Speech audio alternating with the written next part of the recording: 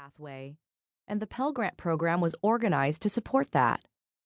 The grant could be taken to any college or university in the nation participating in the federal student aid program, providing students with a wide range of options, and policymakers hoped that the higher education marketplace would respond by ensuring that opportunities were of the highest quality. The creation of the financial aid system followed more than a century of investment in public higher education, beginning with the Morrill Act of 1862 and continuing with the GI Bill, 1944, the Truman Commission, 1947, the National Defense Education Act, 1958, and the California Master Plan, 1960.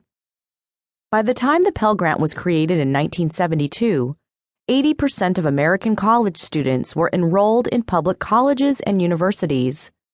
Historian Roger Geiger described the scene this way.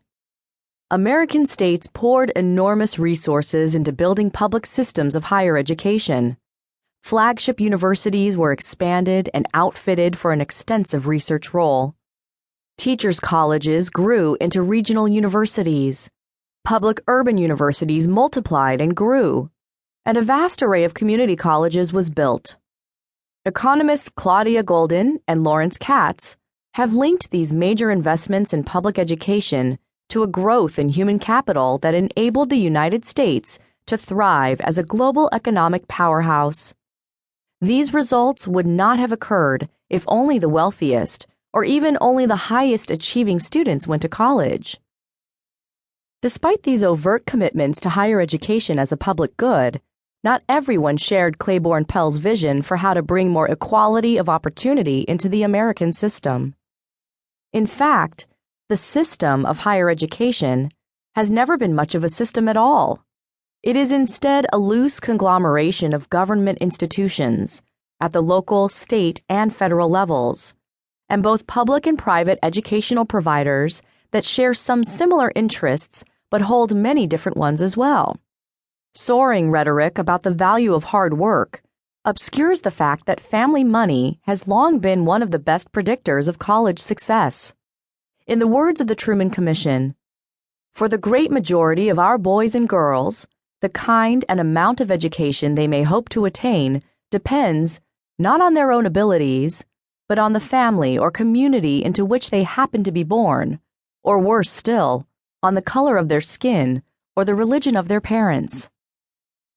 The children of wealthy families are still most likely to complete college, followed by students from middle-income families. Students from low-income families are the least likely to graduate. Should breaking the link between family income and degree attainment be a public priority supported by taxpayer dollars?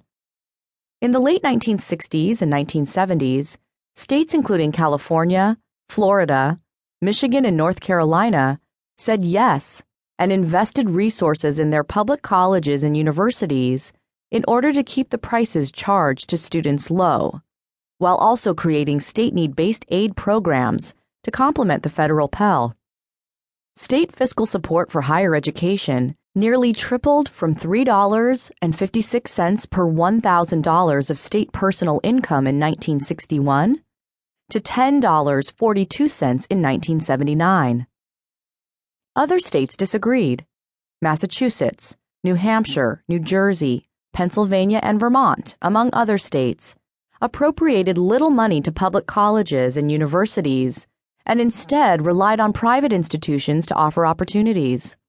Rarely do state expenditures per student come anywhere close to matching the federal investment in the Pell Grant. Even the states that initially spent heavily on public colleges and universities reduced their support as more and more people went to college. Beginning in 1981, state appropriations began to decline from $10.18 per $1,000 of state personal income in that year to $9.24 in 1990, to $7.52 in 2000, to $6.32 in 2010. Today, the share of state resources invested in higher education is about the same as it was in 1966, about $5 for every $1,000 of personal income. Wisconsin, the focus of this book.